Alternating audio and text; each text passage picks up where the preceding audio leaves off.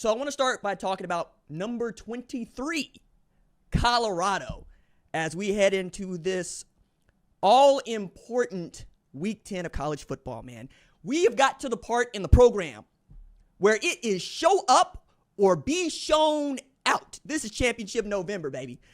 I have been looking forward to this November all year long because we got this thing called the 12-team playoff. We got this thing where we're going to get more than just the Power 4 conference champions into this thing. We're going to find out who is about it and who showed up to work and who got luck on their side and who's trying to ride a little bit of momentum through the middle of this thing, baby. I'm fired up. I really am. And you know what? I'm fired up for Colorado. I'm fired up for Colorado because I see a road. I see a road to not just the Big 12 championship, but 10 wins this season. And a 10-win Colorado might just make it into the college football playoff because then it becomes a popularity contest. And Prime is winning every popularity contest, okay? I see the SEC eating itself. You got 2-loss Alabama and 2-loss LSU later this week. Massive game for both of them because you're trying to stay on the fringe of this thing. Trying to stay on the fringe of this thing called the college football playoff. And the winner ain't going to make it.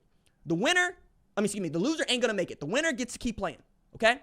We get Georgia, Tennessee a little bit later on. Tennessee knows what they're going to have to do. They're going to have to sell out. They're going to have to win. They're going to have to beat Georgia. A 2-loss Georgia probably gets in the college football playoff, right? Say nothing to the SEC champ. Texas got docked for beating Vanderbilt on the road and saw Miami go over the top of them with a win against Florida State, who ain't nobody and ain't been nobody all year.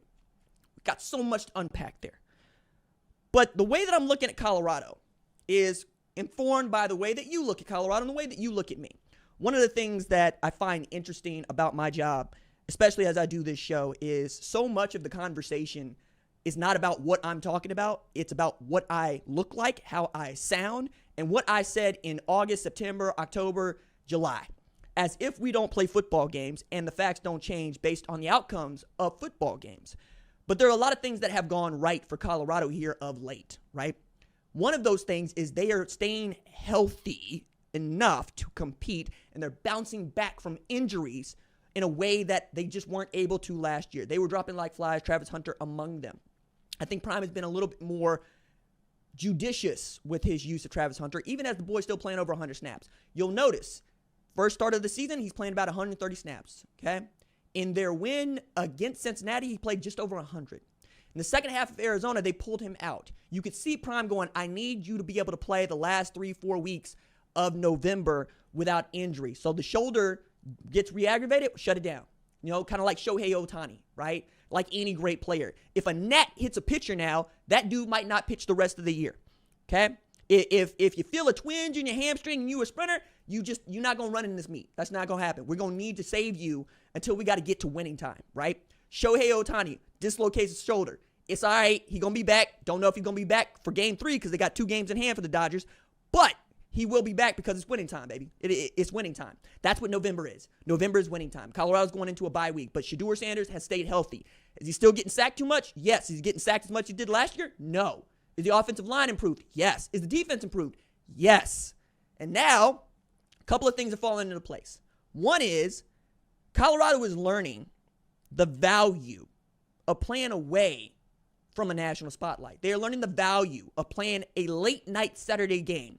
They're learning the value of folks seeing you take a couple losses early and then kind of pushing you to the wayside while we talk about Indiana, while we talk about Iowa State, while we talk about BYU, while we talk about Miami, and we give them the benefit of the sunlight, of the spotlight. Colorado is taking a page out of us that came up on the SoundCloud. Before I got this show, I had a podcast, dormant now, called The RJ Young Show. And it has like 300 ratings on it because folks just wanted me to do an audio podcast, something that was easier for them to consume on their way to work.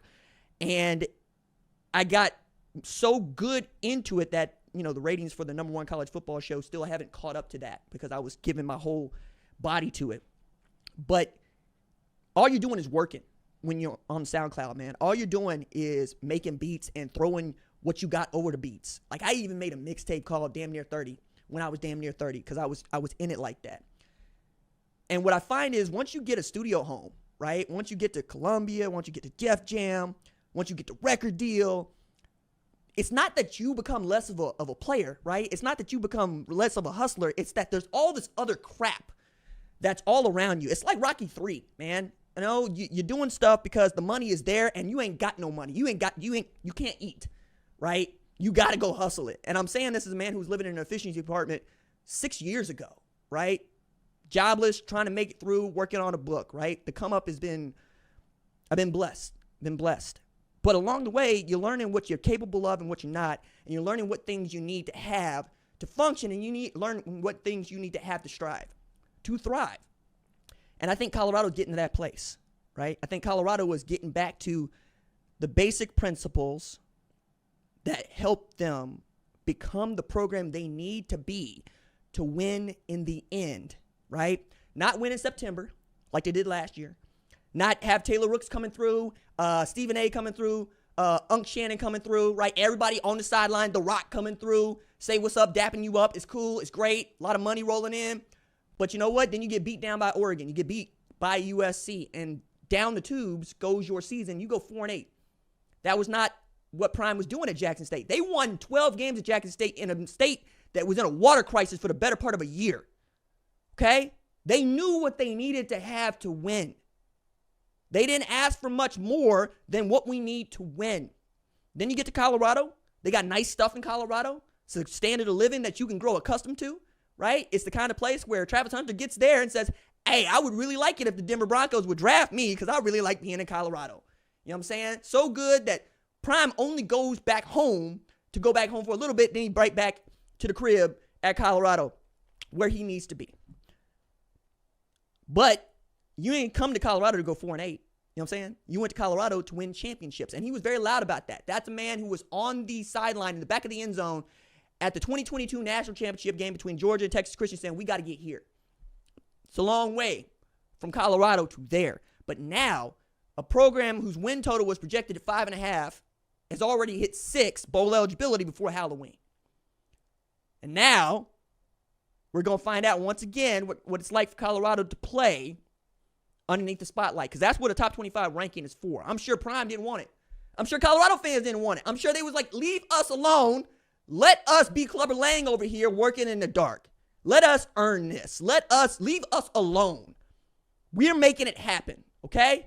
And we're making it happen mostly because y'all don't give a damn and y'all have written us off, and it's much easier to play with a chip on your shoulder than it is to play as the favorite.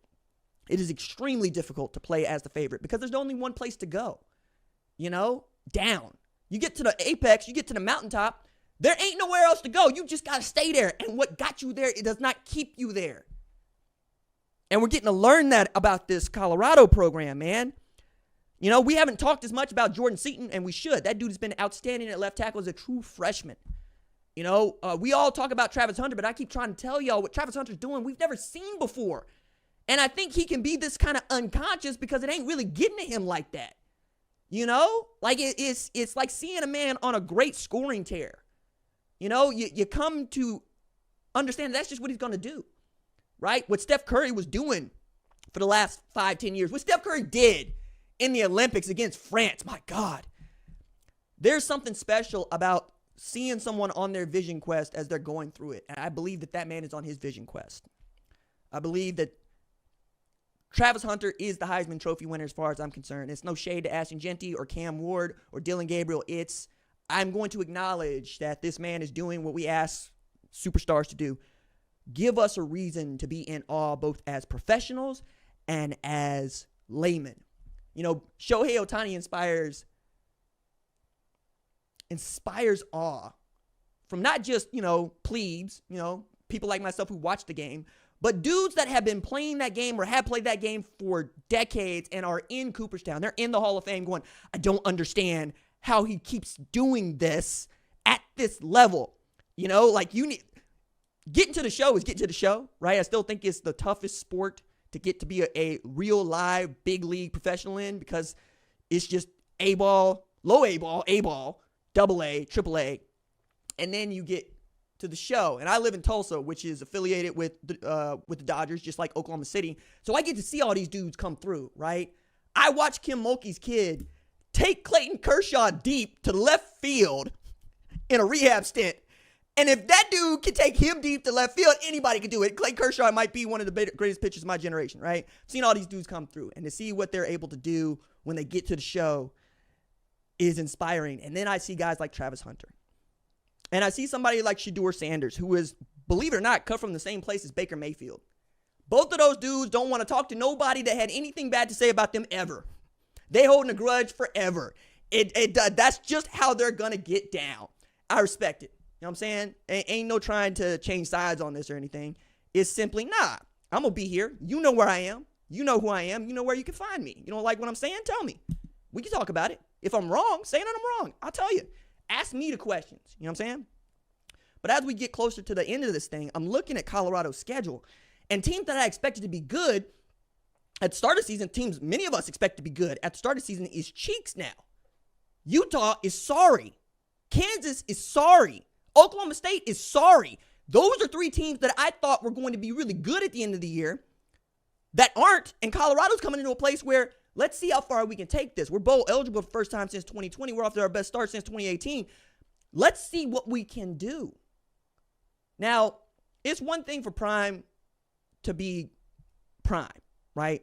Great motivational speaker, great marketing savvy, perhaps one of the better head coaches in our sport today. Like, he wins 10 games with Colorado, he's going to be coach of the year.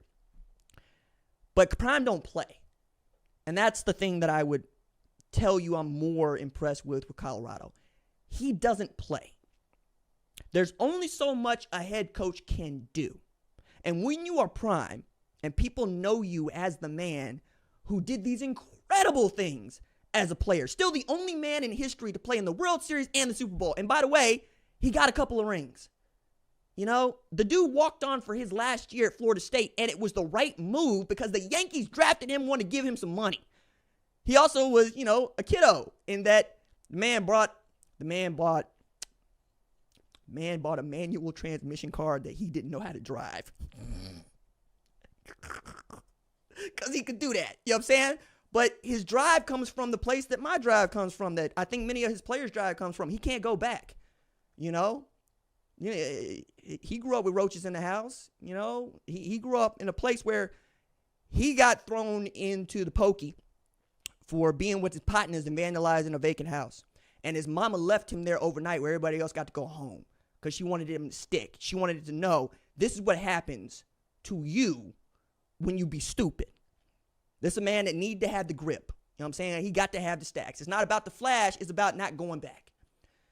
He's been able to instill that into his players, you know, from Shedeur to Shiloh to Travis to Jimmy, all the way down, right? It's a bunch of dudes that have been made to understand you're only going to eat what you kill. And at Colorado, people are going to judge you by a different standard, but that's what you signed up for. You know, like I always kind of get in my feelings about this stuff because I treat Colorado like I treat Ohio State, like I treat Oklahoma. If you say you're going to be about it, then go be about it.